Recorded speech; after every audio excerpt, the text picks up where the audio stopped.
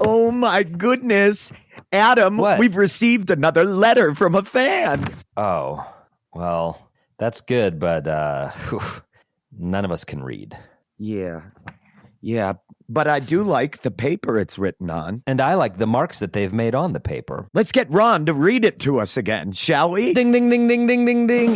Yes. We're getting big, our worries are mixed. Let's have some cake while the Grawlix Saves the World. We're getting big, our worries are mixed. Let's have some cake while the Grawlix Saves the World. We're getting big, our worries are mixed. Let's have some cake while the Grawlix Saves the World. Open the door, get on the floor, everybody walk that dinosaur. This is the Grawlix Saves the World. My name's Adam Caton Holland. My name is Ben Roy. I'm Andrew Orvidal.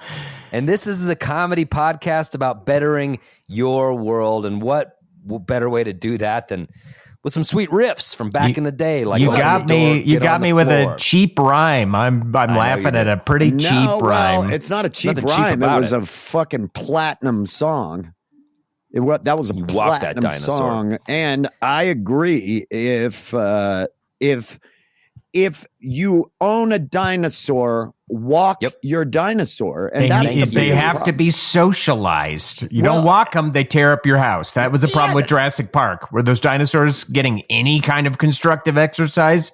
Nope. Nope. So yeah, they tore the park apart. Yeah. That's your problem. Yeah, that's exactly. your problem. Exactly. You can't own 4 velociraptors and then just keep and them not walk penned up. them. Yeah, If you keep gotta them penned hire up. a service to walk them, then you hire a service to walk them. And Cut to that's the it. Sarah McLachlan song. Every year, millions of dinosaurs are unwalked, Go without a kept in home. cages. They're like tearing apart a human These body in the mournful background dinosaurs in slow staring motion. at the camera. Oh Yeah. man, Yeah, That one with the frilled neck is like spitting right onto the camera lens. yeah, that's such a great. That'd be a fun little sketch to do. Yeah. If we had millions. do of we have the dollars. budget? Yeah. All we to need is CGI dinosaurs. I don't think it's that hard. CGI means come and get it. That's what it means. Come Where's that? and get No. it. Just Okay, because you Ben. put that Okay. above your butt on the small of your back doesn't mean that everyone thinks it means Come and get it on the small of your butt. The small of your butt is pretty funny. What is the It's small a- of That's your your it's butt? on taint. the small of of my your ass. butt would be your taint. Oh, that's so good. Andrew, Well, here we are in the mud. That was a record time. We got I thought there so dinosaurs quick. could keep us out. I thought dinosaurs Nah, might dude. be some We're territory. going straight for the Think it right taint. then. Coming great. It's got to be for a the end. record dinosaur to taint linkage. I think we might have set a land speed record to get there. For sure. I'm- We'll check it's with it's like that Guinness. Kevin Bacon shit. proud There's of us. 6 degrees of separation from dinosaur to taint. Everybody knows that. Not even 6. We got there so quickly. Well, we got there in a quick amount of moves because we're pros, but at the max, it's 6. You can get Yeah, from and for those of you dinosaur to playing at saint. home, the question posed was, what would it be like if you had a dinosaur as a pet? That was the riff. And then quickly we said, what would be the smallest part of one's butt? And we decided that was more fertile for us. and that I have the words "come and get it" tattooed on my taint. And I don't- to recap, for the listener at To home, recap, the show is for grown-ups. it's about bettering your world and blah, blah, blah, blah, blah. But the smallest part of the butt could be so many things. The Maybe it's the small of cleft your of the butt. ass cheek. Andrew, you were out of town. You went out of town. We missed I was. you. You You're just welcome. tell us. You just We were learned worried this. sick. Yeah, We were I was worried I sick. says to myself, I haven't heard from the boy, and if he hasn't called me, He hasn't he's not sent me calling. 14 non sequitur texts. I hope he's okay. Yeah. I hope he's doing all right. What were I you did. I doing? took a little spring break trip to Chicago with my kid. Whoa, Famous my spring kids- break destination, Spring break, Chicago. Yeah. In March, yeah. Only the chumps go down to the Gulf of Mexico. The pros go up to the Great Lakes. Yeah. Yeah. We went Were the up. beaches pretty clear this time of year, they Andrew? were. Yeah, we had the beach all Pretty to good ourselves. beach weather, Yeah. right? Just us and some pretty angry seagulls. Yeah. Yeah, But And the no, we wind. went with a specific goal, and it was for Christmas. I got my kid tickets to go see our one of our favorite musical acts, Mitski, because she announced her tour dates, and there were no Denver tour dates, and we were really bummed. Mitski blew off Denver on this tour? What the Well, fuck? that's This not is the a end of the major story. market. So there were no Denver Okay. dates. So I was like, okay, let's go to these Chicago dates, which happened to fall on my daughter's spring break. So I was like, this will be great. And Chicago will be a fun city to visit. And so I bought the whole package. I cashed in some airline miles, which amazingly enough, didn't even have to pay for the flights. And I had it all set up. And then like a month later, Mitski's like, hey, here's some more tour dates for next year. Denver, boom, Right 2 there. shows. I was like, a tale as old as time. Well, Yep. these artists, these musicians are in bed with the airlines, Andrew. You know Yeah, that, right? I've That's heard what they it, and do. now I This is a I tactic. believe it. They wait You don't until think you. Mitski's getting 500 of your miles personally? That went right to Mitski's pockets from United. That's So a good point. That's a That yeah, man. is You a fell good for it. point. Well, Um, but Andrew, don't forget that may be true, but you got to spend a March afternoon on on Calumet Beach. You know what I mean, right there, right at Calumet Park, sun screening, like sun Yeah, tanning, right dude. out there. What SPF? It's do a you clothing use in optional. Chicago It's a in March? clothing optional beach right there on Lake Michigan. It was so cloudy, no SPF needed. Wow, I'll tell you zero what. SPF. That's But- cool. Yeah, but I was still stoked to take the trip. I hadn't been to Chicago in a minute, so I was happy to be back. I've always enjoyed Chicago. I think it's one of the more, maybe I'll say underrated cities, but maybe that's. You think Maybe it's not Chicago underrated. is underrated as an American city? I feel like people don't give it enough love. The only time I hear about Chicago is like scary news Oh, nonsense. Yeah, I could see that. Yeah. Chicago is a great, Yeah, it's a great, great city. city. If you've never I been love there Chicago. and you're in the States or you're visiting the States, you should check out Chicago. It's a great city. Can I blow your mind? John Holland, born in Chicago. John No. Holland, What? born Johnny there. H, a Johnny Chicago H, boy? your dad. Raised out in L.A., John Holland, born in Chicago, spent the first couple years forged in those fires. A Chicago Hope. boy. A baby of Chicago Hope. Was that it? That was the Born at hospital. That was the hospital. illustrious Chicago Mandy Hope. Patinkin delivered him personally. How about that? That is wild. That is I know. wild. You actually remember cast members from the TV show? That was impressive, Of dude. course. It wasn't all just about ER. ER may have won the war, but there were a lot of battles that Chicago Hope took during that ratings fucking melee. You don't have to talk to me. I'm a bit of an Adam Arkin fan. I'm not going to say that Chicago I Hope saw didn't- your eyes drift off the screen and you Yeah, fucking look at this, the cast. this I piece look of at shit. Chicago Hope. I don't know anything about that show. I didn't even know. Is it an actual hospital? Yes, Ben. No, it's not an actual hospital. It's an actual show. It's a fictional hospital. ER is a fictional Okay, hospital. that's what I too. was saying. You Chicago Hope was not an actual hospital. You think with HIPAA and all that shit, they just set up shop at a real Yeah. hospital? And Yeah, they're bring in- shooting on location in an Is that what you active think hospital. Yeah, Is that and what they you would think? actors have to? You think they make TV in They the go like actual place? they go. Well, we need a storyline today. They go down to medical records, right? They just crack open a file cabinet They just and pull they one. use real names and real problems. All these extras Every are actor- actual patients waiting to be seen by a doctor. Well, the hardest part of that's- being on that show was med school. Anthony Edwards went to med school. Noah Wow. Wiley, George Clooney. They all went together to get ready for the role because they do. Yeah, real production medicine takes on those forever. What about Eight years of Christine production. Leahy, probably one of my favorite. Another cast members slow of that show. glance to the phone.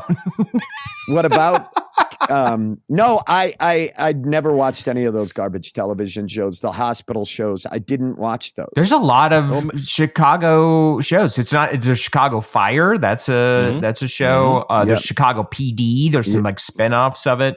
Yep. Any That's how you know when emergency. you've made it as a city, when people can just throw your city's name in front of something and it's like, that's the title of the show. Andrew, I have a question for you. When you got these tickets for your kiddo, was there the fear they may not be into the band by the time this comes around. No, seriously, because like at that age, I feel like I was just, my interests were 3 months long, and then I was on to the next thing. There are other concerts we've gone to that I would say yes, just because I think that with, and I'm, music is very subjective, but I think of Mitski as like being very, very quality music. She's like prolific. She puts a lot into her albums. The albums they explore like themes of sound and themes within them. It's not like it's not like the Chicken McNuggets of pop. It's like it is I think it is a more engaging in general. And I expected, and I was correct, that she would stick with liking Mitski's music throughout some other trends of like pop and rock and things like that that kind of fell by the wayside. Had more depth than your average shitty artist. So I was not worried just because of that, because I was like, the fact that she was that into Mitski already, I was like, I don't see her jumping off that just because Mitski's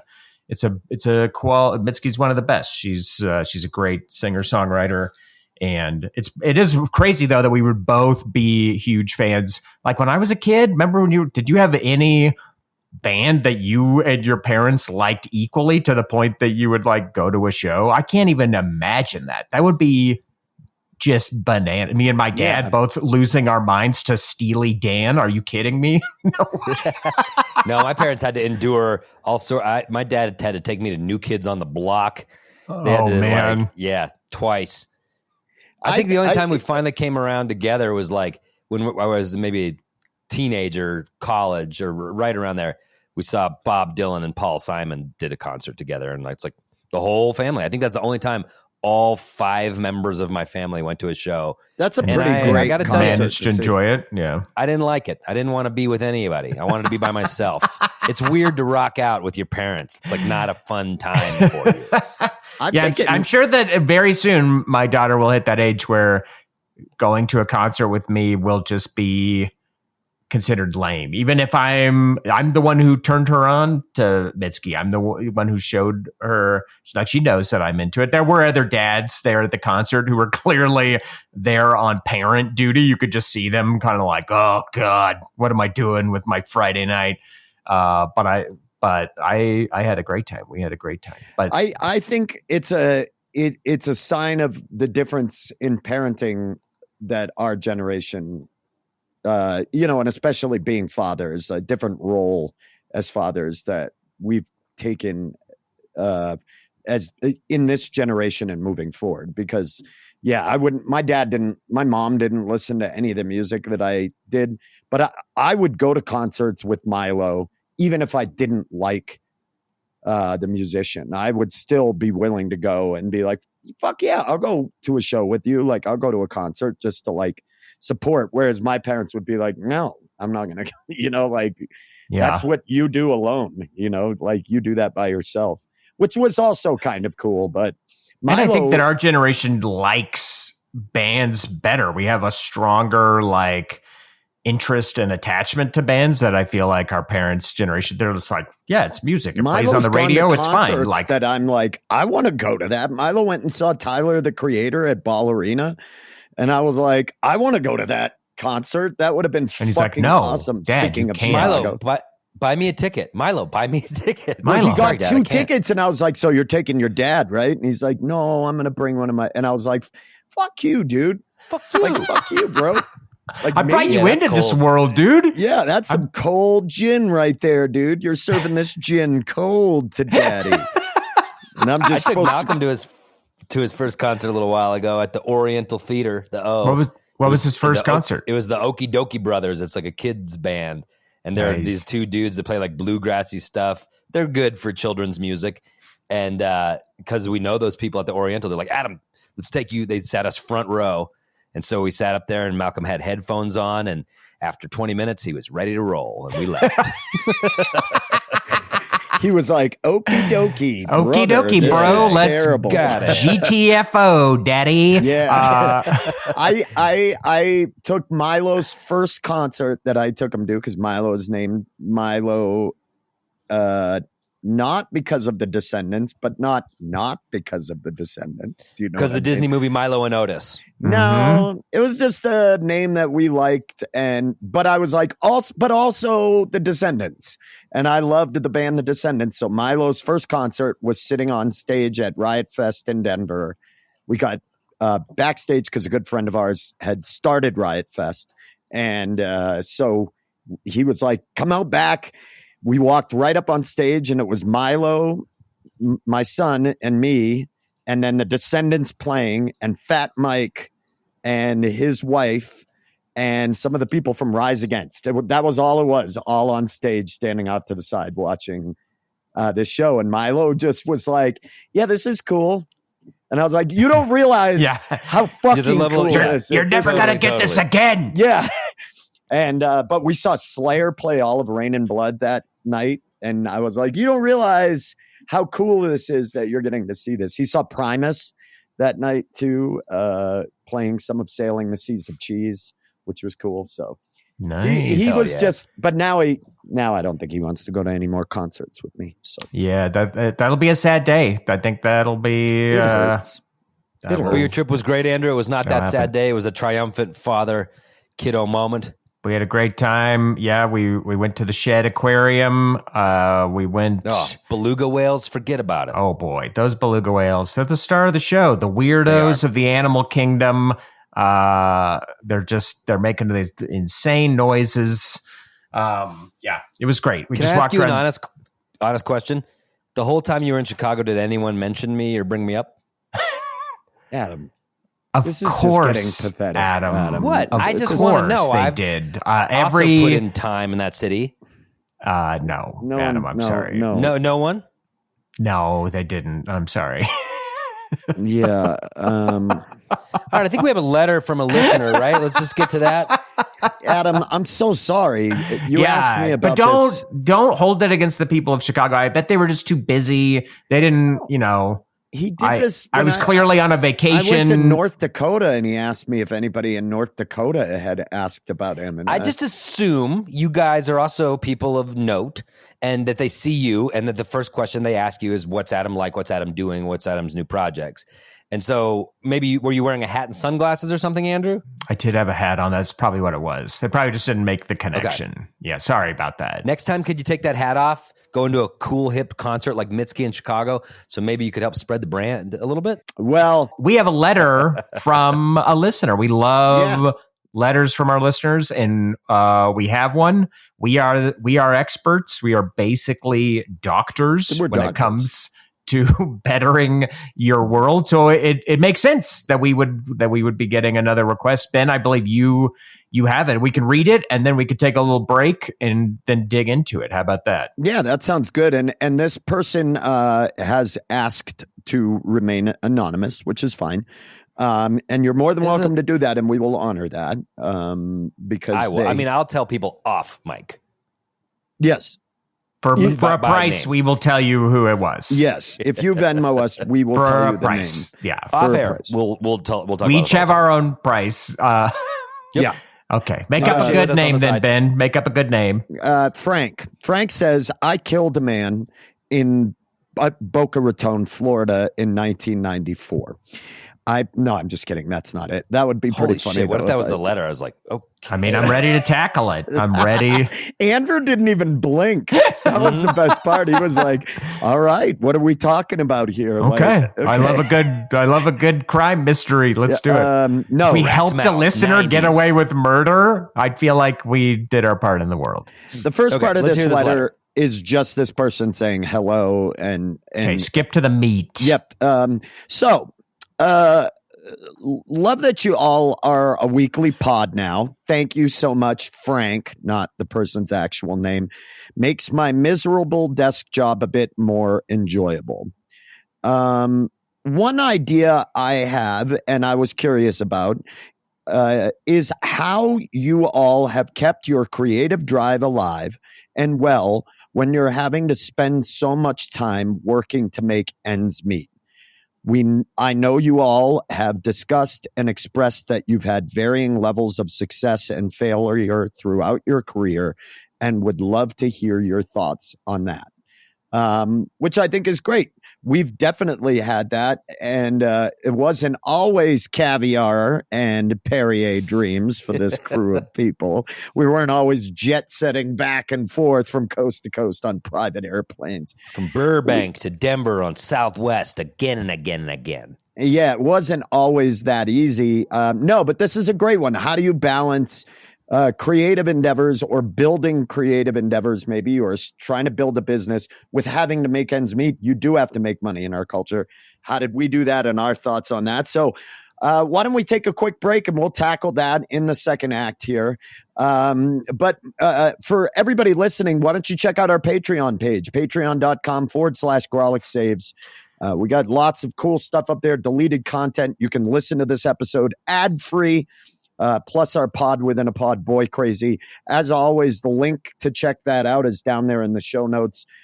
For all of you that support us, it means a lot. But let's take a quick break. And when we return from that break, let's discuss this. Let's talk about how we balanced it all, because I think we're kings of that. I think everybody can hear that we're doing an amazing job at this. So stay tuned. Stay tuned.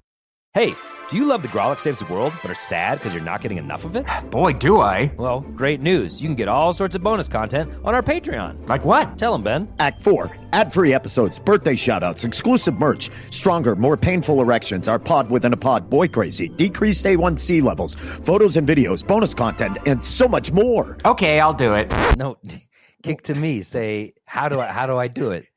How do I sign up? We're not trying to sell it to you, Andrew. You don't have to. Jesus. Oh, well, I mean, it sounded good. Okay, how do I sign up then? Fuck it. You can sign up now by visiting patreon.com/Grawlix Saves. I do want to sign up.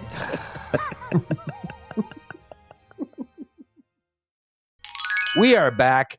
It is the second act. Just to recap, the gist of this letter from a listener of ours is basically how do you keep your creative drive when you have to spend a fair amount of your time working to make ends meet, to just pay your rent, to be able to keep yourself afloat, because what you would like to be a career, your hobby, or that thing that you want to be your life is not quite paying the bills yet. And I think working this to is pay a the really bills. Yeah, While trying to reach for that ring of an artistic career, or and anything, I'm going to tell I guess. Frank right off the bat. I'm going to tell you right off the bat. Sell that ass pussy, bud. Get out there and get that ass pussy out on the market. You got I a always body. wonder what's the name of the episode, and I think it's Sell That Ass Pussy. And sell that ass pussy. Get that ass pussy out there, Frank. You know, because then you can be doing what you love. And it doesn't take a lot of time. Plenty of time to work on that novel in between ass pussy sales. Get that ass pussy out there.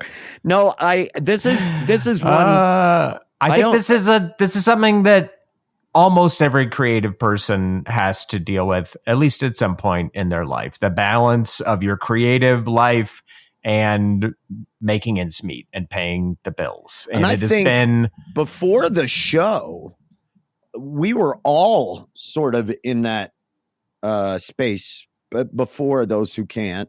And actually, probably prior to that, I'd be curious. Let's go around. I want to ask you guys this.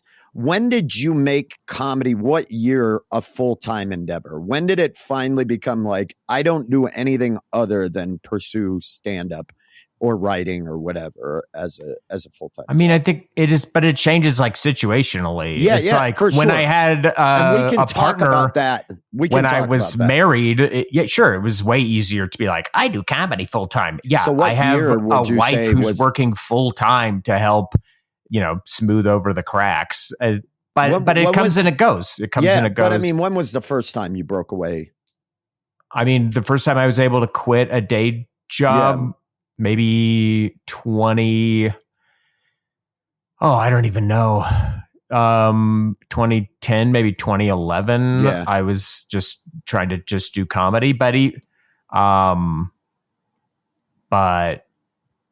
yeah, it is. It comes and it goes. It's What about all you, Adam? your living that's a situation. honest perspective as well, because just because you get to the point financially where it's like, hey, I can do this endeavor that I'm more passionate about only, and it's paying the bills, that doesn't necessarily mean it's going to stay that way forever.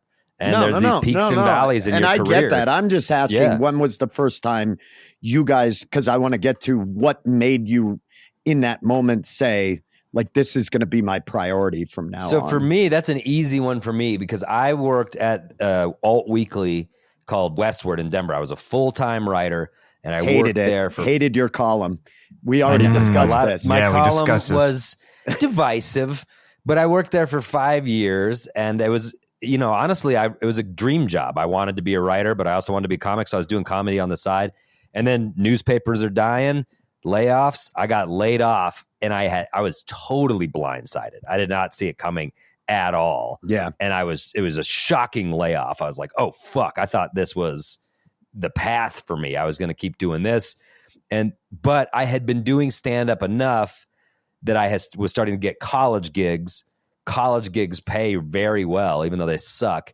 And so I remember thinking, okay, if I can get 10 or 15 college gigs, that's the same amount of income I was making as a writer at a newspaper. It doesn't pay a lot. So I was just like, that was sort of just the universe kicking me in the ass saying, okay, now if you can do it, now's the time. And so it was like a leap of faith and betting on myself. Like, I'm going to try. And that was the moment that I was forced into making that decision. So that was probably what, 2009? 2009. Yeah. 2009, I got laid off. Yeah.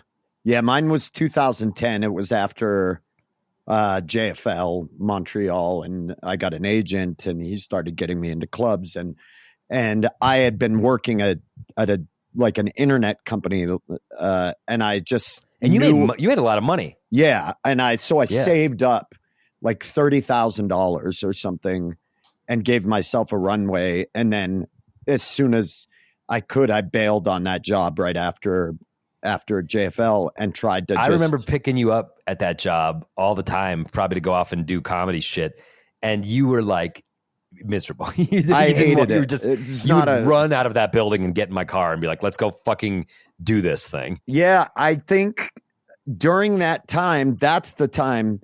We can get to how it evolves afterwards, but I think, like, first off the bat, it sucked. It sucks working a job you fucking hate. And then when you get off of that job, knowing you have to spend a considerable amount of time on that other thing you want to raise up and hopefully have replace as your main moneymaker. And man, there are a lot of late nights.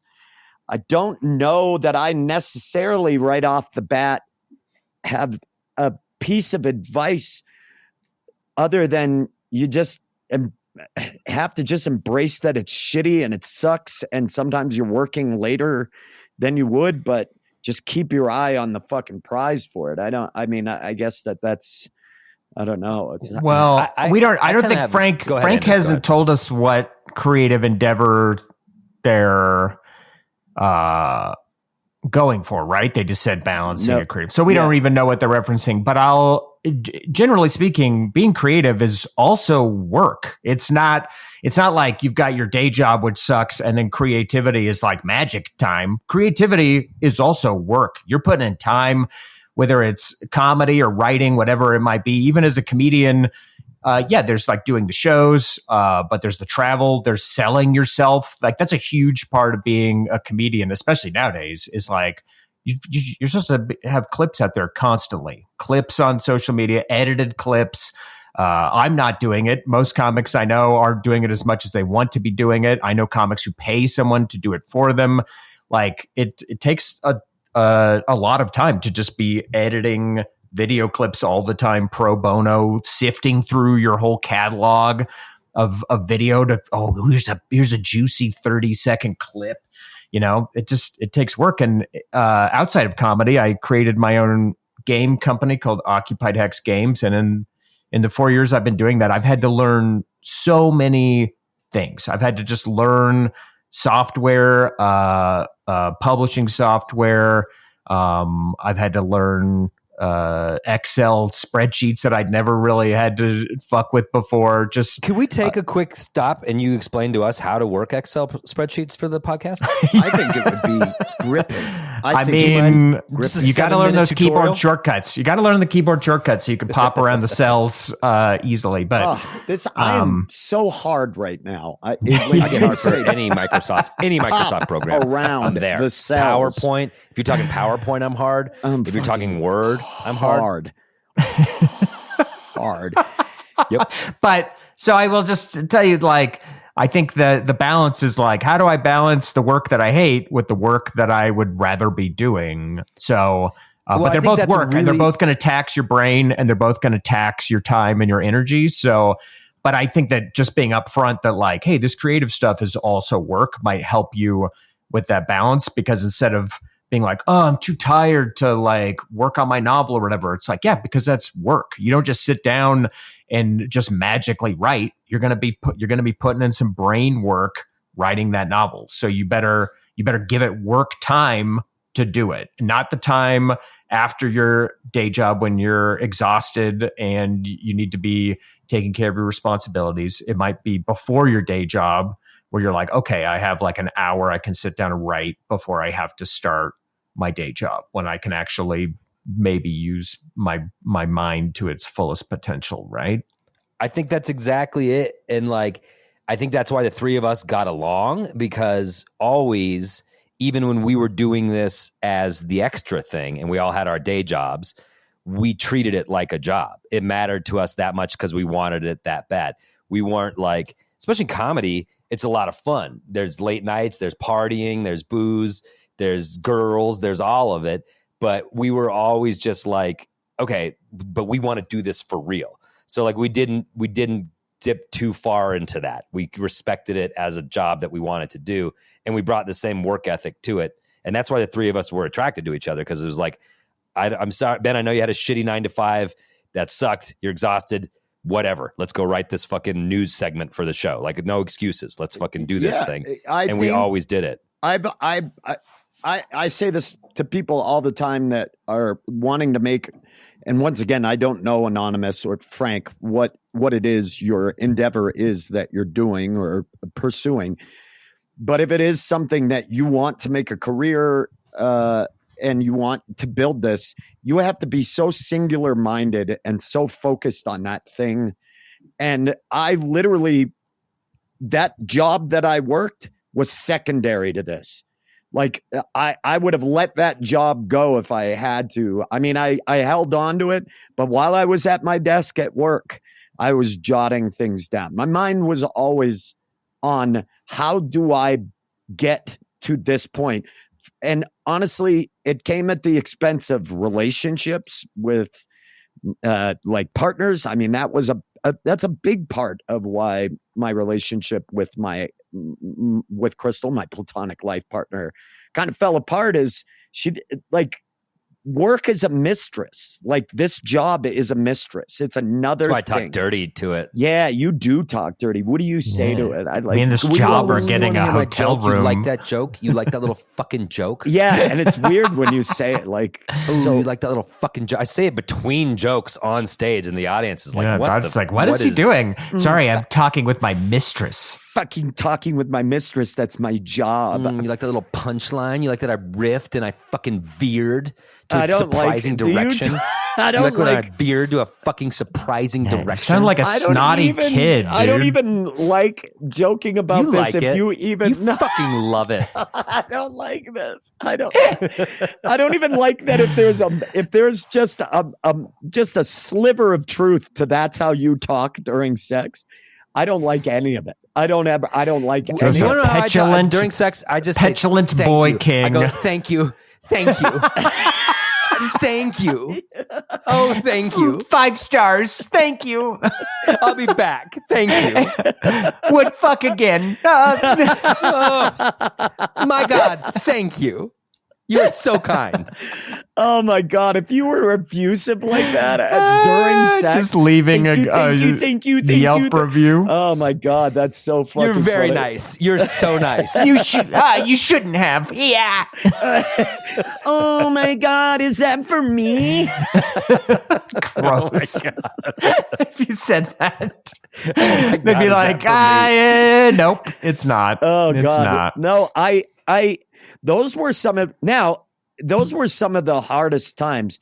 But I think that the hardest thing, and this is what I always look for with newer creatives who have jumped in and made a big splash, and people go, so and so is blowing up, and I go, that's great. Can they maintain it? Can you keep it going for a long period of time?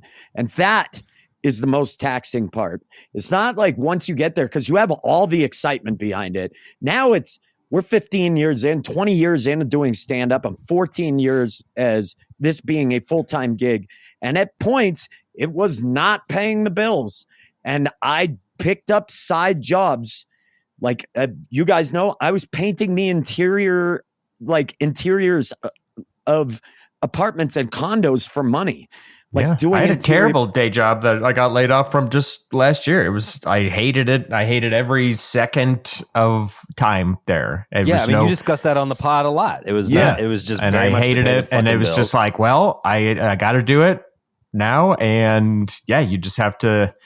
And I'll tell you this: like sometimes it is such a grind to do creatively that you might just work on your creative whatever it is for 10 minutes or something, but even that is worthwhile. It's just chipping away at it. And sometimes you'll be inspired and you'll have a chunk of time and you're like, wow, I just like did so much work on that. And sometimes you'll just sit there and you'll just stare at a blinking cursor and be like, I don't have anything to do.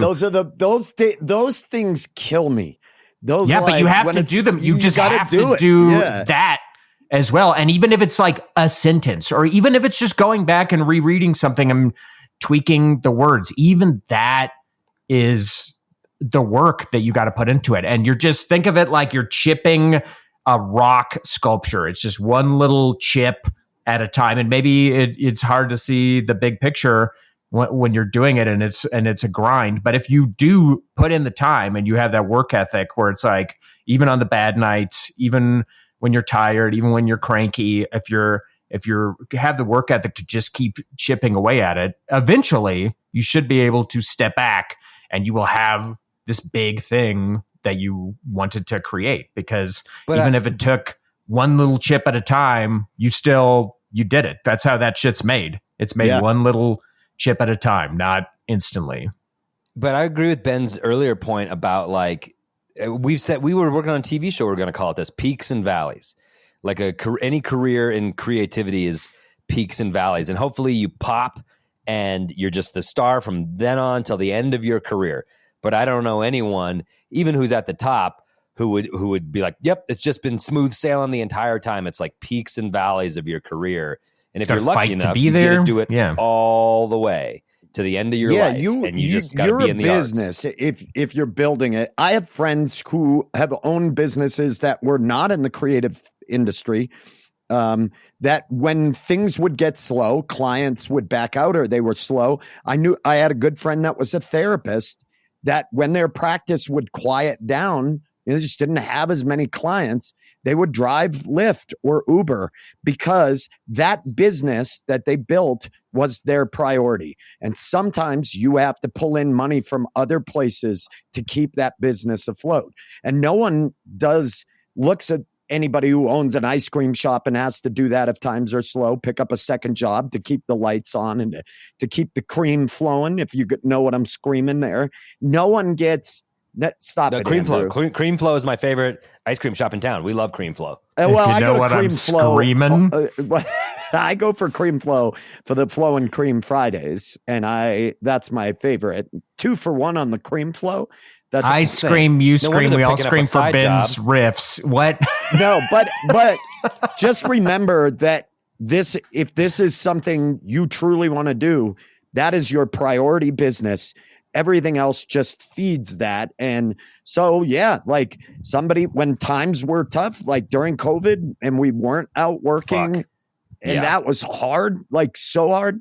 Somebody was like, hey, do you want to paint some interiors? I'm not above that. If it keeps me still being able to do comedy when times are more lean, yeah, I'm going to do that. I'm going to pick up a job.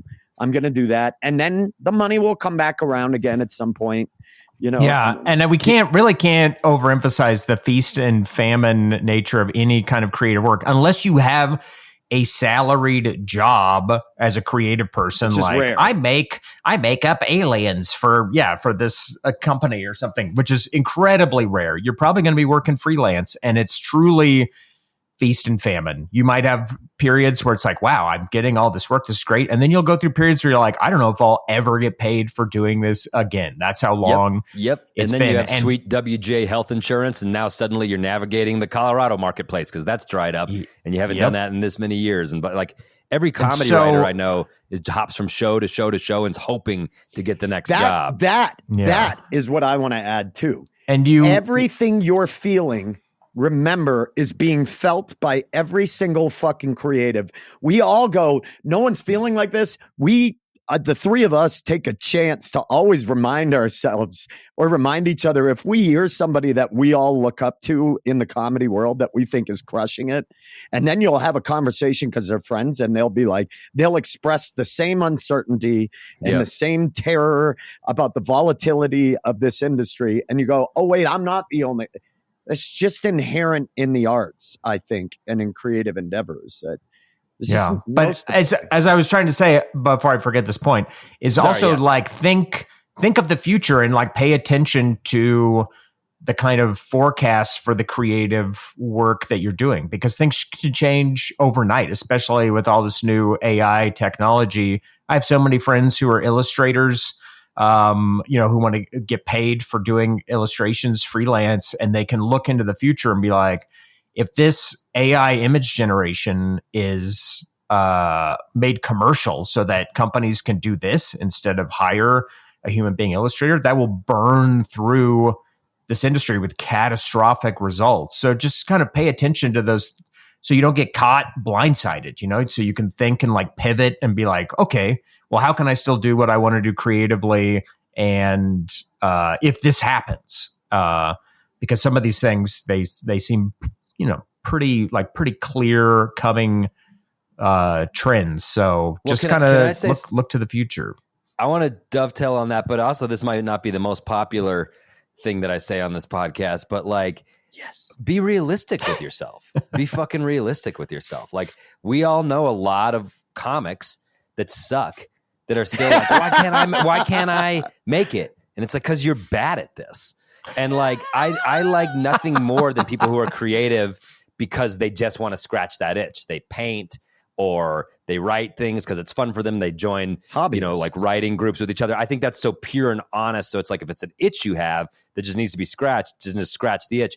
And I do think at some point for all three of us, we were rewarded in a way that was financial or whatever, where it's like, okay, there are indicators that you are succeeding in this field. And I don't want to like discourage anyone from pursuing the arts, but like at some point, check in with your fucking self and realize, am I succeeding in this or not? And it might not just be because you don't have all the time. You have to sort of look at that and get some sort of outside vindication that like, yeah, you can keep doing this. There is some light at the end of the rainbow. I mean, like I said, not the most popular thing, but I think it's true. You're staring at me directly while you're saying this. What are the sort of goalposts for you, and why do you keep moving them? Like, take stock of your surroundings. Are you in a basement right now podcasting with a hood on because it's so cold that it looks like you're outside? Well, the heat has been an issue, but guys, we're gonna get it back on. I really trust that the money will come back, and I think the heat comes with the money. You guys know that, and certainly they'll figure out how to stream those who can't soon. And when that happens, I imagine we'll all get $2 million, and then that's great. We're good. That is true, and I think it's really hard to be honest with ourselves also that the world changes and the industry changes. And being honest, do you have the energy to continue doing it as it evolves and as you grow into it? The one thing I wish I had known before any of this was just to create a set of expectations about what being successful in whatever endeavor you're doing is. Like, when you can, is there something you hope to achieve with it? And if you get to that point, can you say, you know what, I did it. That was awesome. I achieved this goal. Anything beyond that is just cherry on top. Because I think if I could have looked at it like that from the beginning, I would say, hey, man, we made a fucking television show. Holy shit, that's a rare thing, a rare opportunity to get to do. Anything that I get to do beyond this, that's just fucking cherry on top. Like, I should, dude, I'm trying to look at it like I agree with Ben. Like, think just making it is the success. Like, once you look at the commercial version of the success, it's tainted because where the money comes in, that's out of your control. You can't control who buys it. You can't control who publishes your book. You can't control who buys your TV show idea. You can put it out there, but you can't control the commercial side of it being taken. So just look at it, making it as the success. If that is your goal, is to work through that creative process and create something that you're like, yeah, this is, I wanted to do this. I wanted to write a book of poems and I did. Like, congrats. That is the best level of success. If something else happens to it, it's like, oh, wow, it got published and now people are buying it and I make money. Hey, that's great too, but you don't have control over that. So setting that as part of your success is setting yourself up to be fucked. So enjoy the success of just doing it and putting it out into the world and knowing that you made something and other people can check it out, because that's why people are podcasting. That's why people self-publish. That's why these are avenues where you can just put your shit out there.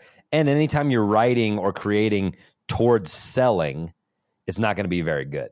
It's got to be like a pure inspiration that's untainted by outside sources, if it's ever going to be any good. Because then it's real, then it's honest, then people can detect that level of realness in it. If you're writing because this type of TV show is popular now and I want to sell one too, I'm going to make the new Seinfeld. It's like, no, that's terrible. Despite what your agents keep telling you. You have to you have to define to yourself what making it is, because that can be so amorphous. And I'll tell you, especially if in the entertainment industry, you punch through one ceiling, there's just more ceilings beyond. There's a guy standing up there and the beam's punching you back. Yeah. Who's going like, and it's me. This is my squat. Yeah. This is my roof squat. Yeah, it's true. It's the weirdest thing. Like, so if you say, I just want to be able to say I made X, or I did this, or I put out this, like Andrew is saying, if you get to that, you should congratulate yourself, celebrate it. Like, that's the worst thing that I think we all got bad at celebrating our successes. I don't really remember, like, all three of us. It was always, we got something and then it was like, what's the next step? Rather than stopping and just being like, holy shit, we did this. You know what I mean? Well, you know what I would do every little win? I did go take a moment to jerk my little dink, and then I would move on. That's what you were doing in your trailer? That's what you were doing, yeah, dude? That's why they give you trailers. We thought you were napping, dude. Gross. No, you were jerking your dink in your Star Wagon, dude. Can't believe we just made a fucking episode. This rules. Jerk the little dink, and then celebrate, and then on to the next episode. Do you talk to yourself like you do during coitus? Thank you. I could hear him through the wall. We did have a shared wall, and I would hear these murmured thank yous, and I thought he was like praying, but now that I know. There was still big shout out, not ours. Kurt Braunohler will always have the best one, which is, I'll have what me's having, which is always the one that whenever he says that. Or Chris Fairbanks is, Daddy has to go number 3. Yeah. Calling it number 3 is both so gross. Good. No, both gross. I think that this is such we could probably talk about this for hours, because this is legitimately the bane of all of our existence is how do you keep this fucking ball in the air? You know, like where the letter writer was coming from is kind of like, hey, I'm not maybe to even where you guys are yet. So I hope that it helps you to hear this doubt that we have, this constant insecurity, this worry about the future of our careers, because like Ben was saying, we've heard it from people that we think are way more successful than we are and way more stable than we are. And they're like, the sky is falling half the time too. Adam, side note, you were at UCB Franklin and there was somebody very famous, I don't want to say the name, out back talking about that. It was an SNL cast member talking about how they felt so uncertain about their future. You told me about this. You were doing the what was the Comedy Bang Bang, and you were telling me Rob Schneider was back there. Little did he realize he hit some pretty cool ideas politically. Yeah. But I remember you saying, I heard this person talking backstage about how uncertain they felt, and you were like, holy shit, you're a fucking star. Yeah, exactly. The one thing that I want to say is, Frank said, how do you maintain your creative drive? For me, like, this is what I do. I love writing songs. I'll always get tired of writing jokes, but then a joke Ben, will this is come a to me. podcast. You're not writing songs right now. No, but I'm saying, like, keeping my creative drive. Ben's not creative during the podcast. Adam. No, but this is Ben's shitty day job that he does. This is a to refuge. be able to play music. Refuge No, from but Ben's creativity. I'm being serious that, like, I just feel the urge to do these things. And I think when you're tired and you're trying to force it, you can feel like, how do you maintain it? But if it's your passion, it'll come back to you. You can take a break, catch a nap, catch a rest, recollect yourself. And again, sometimes it's just you're chipping away at it. And it might be weeks of chipping away at it, but just try to maintain that work ethic and know that you are working toward a larger project. Like this, here's a game book I made. It's 272 pages long. There were literally months of time I worked on this while I had a day job where I was like, I would add one sentence to this book. Maybe a day. I had one sentence to this. Fuck my day job so many times in this. Yeah, book. Delete it. But there were times I was like, I'll never finish this. I will never get to the end of this because I just can't. It's this job and being a single dad and taking care of my two huskies and this and that. I don't think I'll ever finish this. But you just one foot in front of the other, one little chip after the other, and eventually you're like, oh my gosh. I think I did it. And you can step back and look at, and whatever it is, whether it's a song you've been working on or a novel or visual art, you just put in a little bit of work and just keep that up. Because you don't want it to be hard to go back to it where you took so much time off that you're like, oh, I don't even know where I left off, or, you got to keep the momentum. Just keep the rhythm. Yeah. Keep a little rhythm there. The bleakest it got for me recently was the pandemic, where all of us were just like, all our income was dried up. We were all filing PPP loans. We were just like trying to get anything we could. And I was really, I had a baby and a second one on the way. And I was telling Katie, I was like, I think the gig's up. I think I can't do this. What else can I even fucking do? Yeah. And I remember I was reaching out to like media outlets in Colorado. I was like, I could go back to writing or being on the news or something like that. I could try to work for Channel 7. Now let's see what I can fucking do. And Katie was like, if you got any other job, you would be so fucking miserable because you need to do this. You wake up like every day with this desire to create, and you go out into your office and you like do something.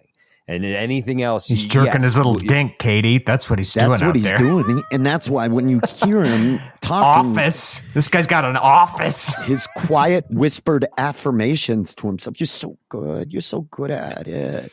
You just need it. You just need it. I don't like this side of you that we've unwrapped today, and it's truly troubling. It's truly illuminating. What would you have done at Channel 7, Adam? Yeah. Oh my God. Please tell me what would you have done during primetime news? I'm trying to think. I think I have a pretty good sense of when the barometric pressure changes a little bit. I feel like You're going weather? You're going weather? I feel Adam like gets into the building and goes I straight sense to it before meteorology. others. You don't I have a think I degree sense in it? before others. And I think that's sort of like grassroots. Like this guy doesn't need to know the tech. He just needs to go outside and he can He's tell going what's off gonna his happen. knee. Y'all, Yeah. the knee has spoken. We're looking at weatherman. least 4 to 6 inches. I'm a weatherman that shoots from his gut. And I might be wrong half of the fucking time, but I'm being real with you. I believe I was right. You gotta stop doing that gut shooting thing too. It's also it's a real health hazard to everybody. I think people are tired of big tech. I think they're get too much information. You want a weatherman that fucking shoots from the hip. Yeah, baby. Adam, I would have gone straight to whoever that person is that does that overly enthusiastic morning garbage. Oh, you would have put Adam paired up on a morning show? Oh, Yes. just true hell. Yeah. Just true hell. Caffeinated. So, tell us about this cookbook you made. Yeah. I want to tell you this. So I could walk into channels 4, 7, or 9 and fucking run those places. And that is the attitude wow. I'll I know it. guarantee. Shots fired. Ratings would improve by just I'm with dramatic Adam. amounts. And I think Adam could go into the control booth and jerk his dink 3 times an afternoon and no one would I could fire direct. I could be on camera. I can write. I could do anything for any of those newscasts. I swear to God, I'm not even fucking joking right now. I don't think you'd be good at it. I think people would be like, that guy hates us. This is the writing equivalent of I bet I could throw a football over that mountain. That's what you're doing. You're like, I could tackle any. I thought the same thing. I was like, Well, I'll we go back lost to all of- college. I'll go for psychology or something. You're going to be a terrible. psychologist? Yeah, or a therapist. Shut up, Andrew. My therapist yells and cries a lot. He won't get off his phone. He's looking at his phone the whole time. Yeah, he's Googling actors from Chicago Hope. Who Andrew, was that? Who was in that? What was your COVID pivot? What did you think like you're going to do? What was your I mean, I kind of did it. I created this game company and I've been cranking out games. They make virtually zero money. I mean, if you factor in the time I spent, they definitely are losing money. If I were to pay myself even the tiniest of wages, that's not but I fun. love doing Ben and it. I have lucrative fantasies. Give us a lucrative fantasy. I'm living my lucrative fantasy. I'm a therapist now. Andrew Adams, a goddamn face of Nine directing News. producer. He's a creative producer. All right. you're My giving us- lucrative fantasy pivot. You know what? I try to work as a chef in a restaurant. I try to break I can in see that. All right. and cook in a restaurant. I love could see cooking. that. Yeah. I could think do you it. should do that. I think you No. should quit this podcast right now. I think the I think buzzers you would should break go him and- down. I don't think You he has think what the it front takes. of I feel house like would they would fuck up haze the Andrew? shit out of him. They would haze the shit out of him in that. I Front don't- of house beats up the chef. I probably all don't the have time. that like mean command vibe that you need to be a chef, where you're just like willing to just dress somebody down because they fucked up the plating or whatever. I'd be too nice about it. I'd be like, you know I've what? seen Top It's Chef. fine. You It's don't still have edible. A bacon tattoo. You don't have a knife tattoo. You can't do it. No, That's no. true. Actually, now I don't do a lot of coke. I don't know if I could ever be a good chef. You could do coke. I You're could get just not started willing on to. doing coke. I Yeah. feel like I'm ready to do it. What do I think have you to could get a lose? bacon Listener, tattoo. As you can see, you just got to stick to it, man. You just got to put that creative work up to the front and work at it like a job. And if it's meant to be, it will come to fruition. You'll get some signs of encouragement, and that's when you really keep pushing and break through. Yeah, there are And yeah, just remember, just doing it, just making stuff and seeing it through, that's the ultimate reward. Yeah, it's one of the coolest things about being a human being and having this life. And even if the output is slow and it takes you a while to get there, just keep at it and make shit. Yeah, there are some things that just don't have a super nuanced answer other than just fucking do it. I don't know, do the work. It's really annoying sometimes. I love what Andrew said.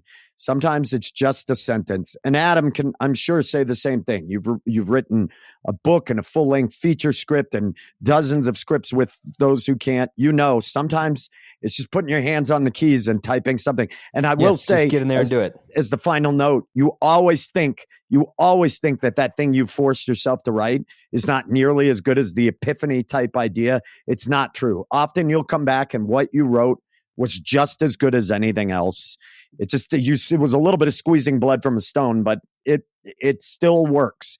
It's still from you and it's creative. And so good luck to you. And just in advance, we can't read your screenplay. We're very busy, but good luck with it. And I don't want to hear your hip hop album. I don't want to hear it. So please don't send it to me. Send it to Andrew. Andrew loves to listen Andrew's to hip-hop, inbox is wide open. Yes. Wide open. Yeah. I will often just walk around pedestrian malls asking for hip hop CDs. Does anyone have a homemade hip hop CD I might check out? Thank you so much, Frank, for contributing this question. We hope it helped. We hope it answered some of your questions at least, or inspired you.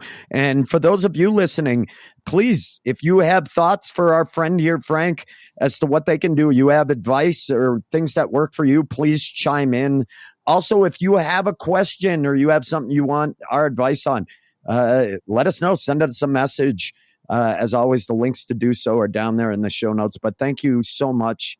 And why don't we listen to some live stand-up comedy? Ooh, I love it. From the Grawlix Live Show that, as you know, happens the last Saturday of every month. This is from a guest who joined us fairly recently at our live show. So funny. Everybody, please enjoy this clip from Mav Viola.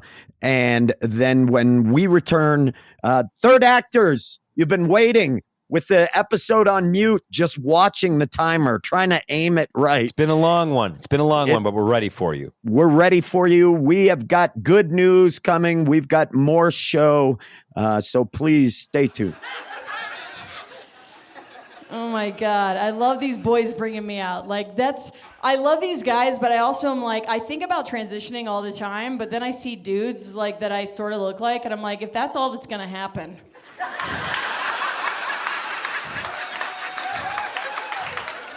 Like, why go to all that risk, you know? Why go to all that risk? I'm doing okay, you know? God gave me small titties. I'm doing good. I'm the laziest trans person that ever existed, you know? And I love when people introduce me who didn't ask me my pronoun, because for one, we're gonna get there to the pronouns, but like I don't love being asked my pronouns, and we're gonna get there. But like, did you hear how many times he said person? He's like, I saw this person in Portland, and this person was great, so I invited this person onto the show. I was like, that is a white straight man who's freaking out, unbeknownst to the audience, because he's not clear on my pronouns, you know? I love that. One of my favorite things to do before I go on a show is if they ask me my pronouns right before they go out, they're like, oh my God, what are your pronouns? I'm like, you pick. You know, and they're like, oh. Don't make me do it.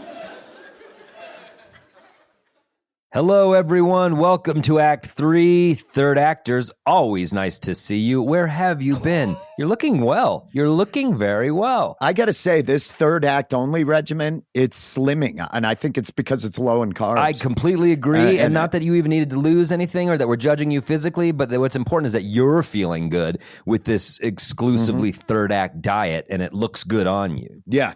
I don't know what the long-term ramifications of it'll be. No one knows what the long-term ramifications are. Doctors will let us know in a decade or so. But the best news about this specific third act, Ben, is no Andrew Orvidal. And that delights me. It feels less humid in here. Yep, it does. He's always wet. And I've talked it's like to you about removed this. a tank, like an iguana tank that had all sorts of like hot lights on it, and then sort of a weird air just sort of made the room grosser, trashier. Yeah, trashier. Yeah. And it's gone. And there's just not as much chirping, and we can just do it. We can just do the job. Yeah. Well, I guess we can just get to finally some good news. Sure. Segment. Let's just power right through it. Yeah. Let's finally. just power right through it. Some good friggin' news. And Adam, I'm going to go. This is a fun headline. So scientists are now experimenting what they call the beacon of hope, which is these heat-resistant larvae that are coming back to Jesus the Christ. coral reefs, and they're reintroducing them. What? We really got to hear you stumble fuck your way through some headline you Googled about good news about larvae and coral reef. You think that's what fucking listeners are tuning in to hear you talk about larvae and coral What do you got? reef? What do What you do got? I have? Yeah.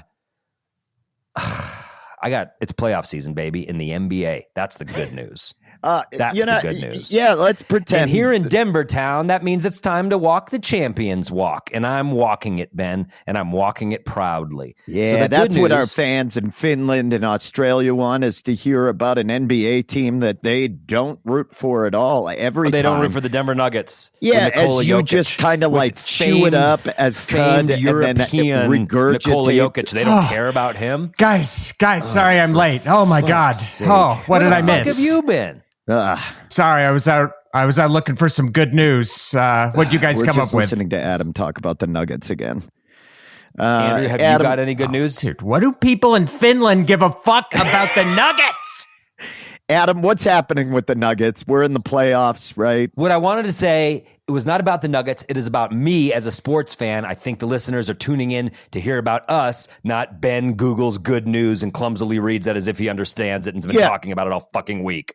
Yeah, Okay. yeah. Oh, yeah. Yeah, Okay. because you've never been an annoyingly Denver-centric sports fan. That's a new thing. That's growth for you, Adam? That's growth? Is that what you're pitching? What's growth is that I'm normally paranoid about sports. Last year we won the championships, and I said to myself, Adam, enjoy this. It happened. The Denver Nuggets won the championship, and you got one in your lifetime. And now we're in it. The Nuggets look poised to win it again. But I've got friends that are freaking out, that are being hysterical and neurotic. And yes, I feel those impulses as a sports fan, but I am just enjoying the ride. I really am trying to be like, enjoy this. It is a gift to have this team and this European genius, Nikola Jokic, that might interest our Finnish listeners. And so I'm learning to chill out and enjoy this gift that I'm given. And isn't that a lesson, Ben, that we can all learn, whether it's sports or not, and not just fucking you regurgitating larvae on the coral reef facts that you barely understand? I at first was upset, but then when you brought it around to how you've grown, I see it now. And now I see why you. that's good news, Adam. And I Thank see you. And so finally, some good fucking news. And I'm sorry, I was wrong. The coral reefs can wait. I mean, it's not as if they're like unbleaching today, you know. So I think you're right, Adam. I think I see a lot of growth. people can wait for your hot take as a marine biologist for next week. They can wait for you to lecture them on that next week. Maybe. That's great. I would like to add some bad news. While we were talking, at least 36 nurse sharks have died during that time, according to regular statistics. So good news, followed by some bad Good news. During that time, I actually purchased a Nuggets playoff hat. I stand corrected. Which will one day wind up in the ocean. So really, it's the circle of life. Andrew, Those I know you're out of polyfibers breath aren't from going running in late, and I know anywhere. you're exhausted. But do you think you got some lung power to hit us with some dulcet tones? I've got it. Yeah. Plugs. Yeah, I love this fucking song. Andrew, do you have anything to plug coming up? Sure, I have something to plug. If you listen to this podcast and you're like, I'm not full of podcasts, I have so much room left on my plate for another podcast. I have another podcast. I started with my old pal, Deb Listoka, who's a funny comic who I've known forever, and it's called Dry Wit. It's all about living a great life without booze. It's impossible. It's pretty entertaining. Hopefully we'll have Ben, you said you were going to guest on it, and now you're saying it's impossible? Yeah, I've not lived a good life for a long time. Well, We need. I can't wait for you to guest on it as the ghost of a life past. Yeah, of a life well lived. But check that out. It's called Dry Wit anywhere that you enjoy podcasts. I will say I did listen to the first episode that you guys had posted, and it is fan-fucking-tastic, and you should all check it out because it is really funny and really insightful. Yeah, it's coming together. Yeah. It's Why coming couldn't together. you just say fantastic? Adam, what about you? You just said fan fucking tastic, and I feel like we lose listeners that way. Why can't you just say fantastic? Adam- Why do you have to swear so much? I feel like you're just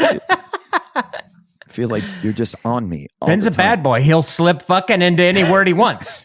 If you like clean Christian comedy, I am celebrating my 20th anniversary as a clean Christian comedian this Thursday, April 25th at Comedy Works. I've been doing comedy 20 years. It's going to be a celebration, and it's going to rip. And I've got such great openers. Jeff Tice, Hannah Jones, David Bory. I'm trotting out all my old merch. If you wanted to get a DVD of Dick Jokes for Artists from 2008, I've got them for sale. So come to the show at Comedy Works. It's going to be a lot of fun, you guys. And that's my plug. Adam is actually half Jewish, and this is his 20-year celebration in comedy. So we call this his Ha Mitzvah.